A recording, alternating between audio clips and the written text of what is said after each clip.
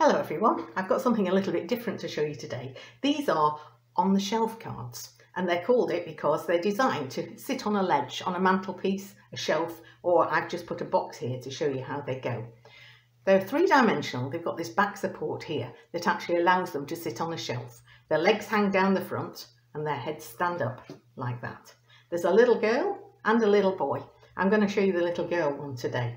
These are all made from kits that you can download from Crafts You Print, and I'm going to put the links down below for you to click on them.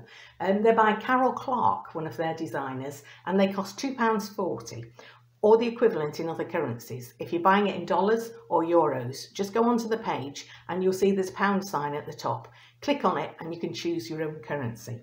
And of course, being a download, there's no shipping. It comes straight into your computer, so download it and save it because you can make as many of these as you like. They really sell well on Etsy or at craft fairs because they're so different. Everybody notices them and sees them. So let's get started. I've already printed out the sheets I want, and I've printed them on the thickest card I've got. This is 220 GSM, £110 if you're in the US, so that it makes them nice and rigid. So the first sheet you'll print out will be this one. It's got the little girl's body and head. It's got her trousers separately, and it's got the birthday cake, which you can see there. There are various cakes that you can choose. On these I've got birthday boy, happy birthday. There's birthday girl, of course, and there's a variety of ages too. For the little girl, you can have cakes with the numbers on from 6 to 11. For the little boy, these are designed for older guys, 18 to 25, if you want to personalise the cake. But of course, birthday boy or happy birthday covers all eventualities.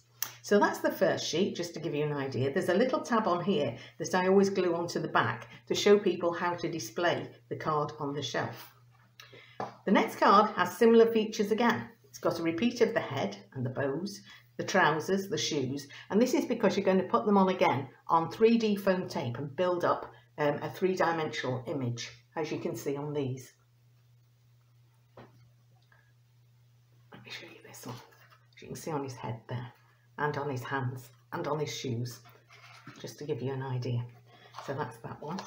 The third sheet we want for the card has this support, this triangle that holds them all together, and it's got these optional greetings panels that you can put on the back. On this one I put the little boy one just to make it tie in. So we're going to start with this one because once you've printed it out, the first thing that you need to do is do your scoring before you do the cutting. And the reason for that is that the scoring marks are marked on the edge of the card, here and here, here and here. And if you've already cut all these pieces out, it's a bit difficult to try and find them. So on this sheet, I'm just going to put my ruler down on those first lines. And you need the back of a pair of scissors, a scoring tool, or something with a blunt edge to just go and mark through this support piece. There are 3 score lines here, so one lining up to the second one there, and the third one is just sort of ½ an inch or a centimetre from the bottom there. And once you've got your score lines on those, you can go ahead and cut them all out. These are the envelopes that I'll be showing you later on. Just put those out of the way and get my pieces together. So once you've cut everything out, you'll have a stack of pieces, something like this. Here's that support piece that we scored earlier. So you need to fold on those lines now using a credit card or a bones folder to get really sharp creases. So fold up that bottom piece. They all go the same way, inwards or valley folds. Make a nice sharp crease. And the next one. And coming around from the other side, a third one there. And as you can see, I put some double-sided tape on the back already to save some time. So just have a look at how that goes together. All the folds are inwards, they make this sort of triangular shape, and that front lip goes upwards, not down. So there is no pink showing on the outside. So I'm going to put the pants on first, the bottoms, and the cake, like that. And it's going to just attach to this little lip at the bottom. So I'm taking off the tape and lining it up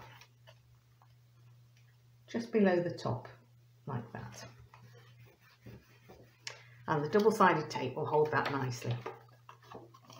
Okay, So we've already got the bottom started. The next thing I'll do is put on her body. And again, this is going to go lined up with that edge like that. You can see there's some white showing and I'm going to cut that away later. But for now, I'm taking off the paper from the double-sided tape. And again, I'm just going to flip it over because I can get it centered better. Lining up the bottom edge with the bottom edge. Not like that. I want it a bit more centered than that. Gosh, don't you just love double-sided tape? Let's try again. That's better. So I'm pressing that down all the way up. I put 3 pieces on there. So again, now we've flipped it over, you can see the card starting to take shape. One thing I will tell you, when I was cutting out this, I didn't bother to cut out all the fancy candles on this back piece because we're going to layer it up with other ones that will have the candles on. And the problem is, if you do a different design, the candles are actually in the wrong place on here. So make life easy for yourself. When you cut out this piece with the whole shoes, the cake and everything, just cut straight across the top there. Don't cut all the candles. As I mentioned, there's some white showing here, so I'm just going to take my scissors because I don't really like that. I'm just going to trim along the shoulder and then come in from the top where the fold is and remove a bit. Okay, and the same on this side. It rather detracts otherwise from the character.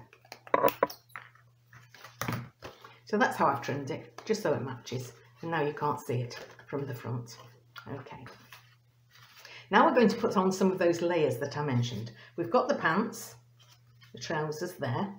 This time I'm not using double-sided tape, I'm actually using 3D foam tape.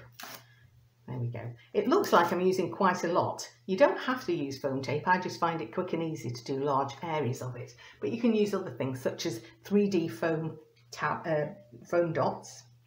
You can use craft foam if you want to. So let me line that up like this.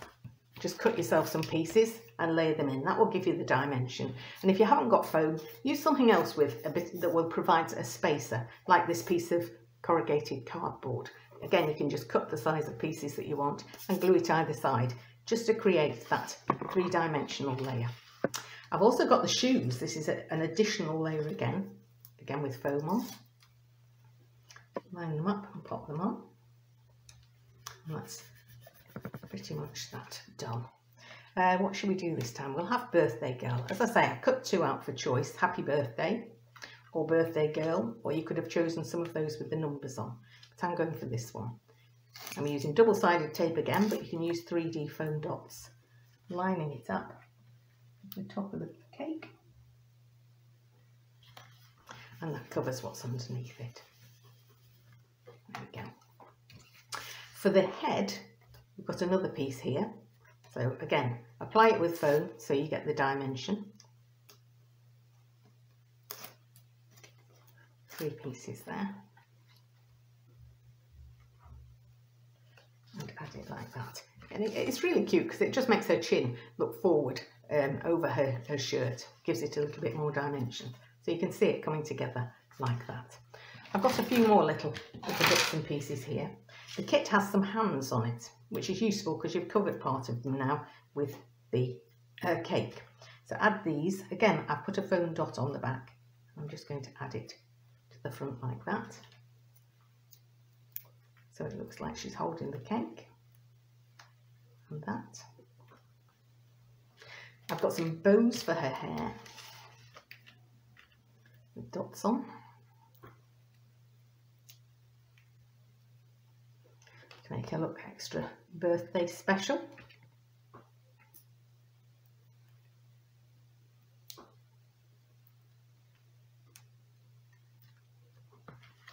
And that's pretty much the card done.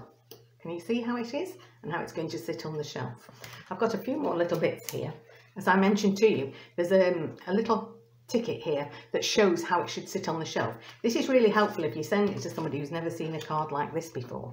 So I'm going to just stick it on the back down the bottom to make sure that they actually see it. and I'm just using PVA glue for this. We've got enough three-dimensional stuff going on. And this ticket says, this is an on-the-shelf card, display as the diagram above, allowing the legs to dangle over the edge of the shelf. And this one is where you can write your greeting. Again, there was a choice here. I chose the biggest and most colourful one, to be honest. And PVA glue again is going to fix that onto the back. Right there.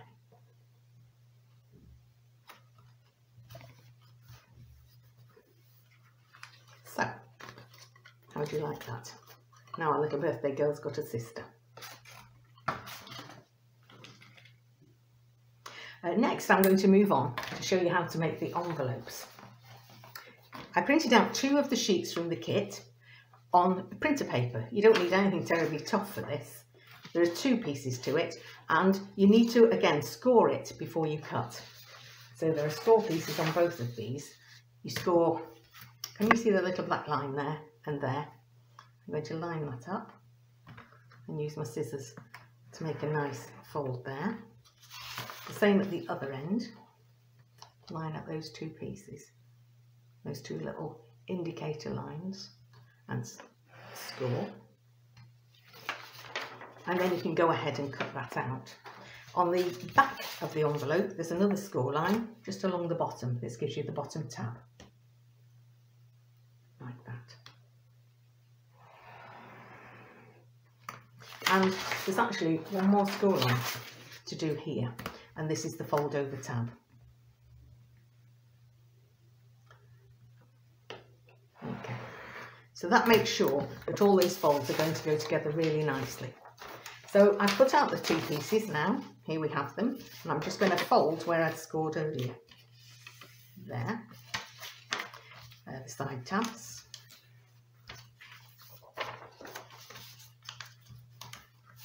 And on the back, it's got this bottom piece to fold, that one score.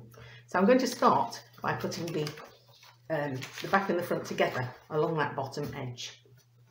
I like to use a glue stick, a good quality glue stick for this. If you use PVA glue or wet glue, it may just run over the edges, and that would totally stick your envelope together on the inside, which would be a bit of a disaster. So I'm just going to run along this bottom edge with Pritt stick. This gives me chance as well. If it goes together not very well, I do have time to lift it up and reposition it. But let's hope we don't have to. Matching up the corners.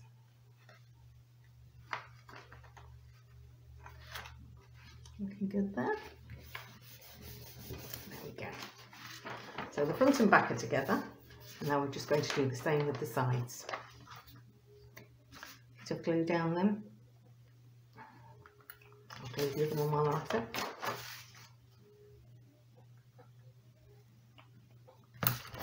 And then fold it in and bring the back of the envelope up over it nicely.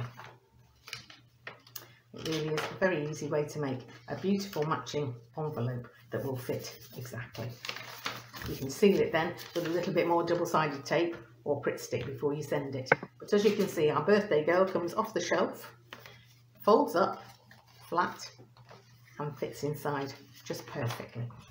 So there we have it, on the shelf cards, a little boy, a little girl, and I promised you one more surprise. I've got a Christmas one as well, and this is a snowman. Have a look at him. I went to town with him. I decorated him up a little bit with gems on his cupcake, and here on the robin, on the holly.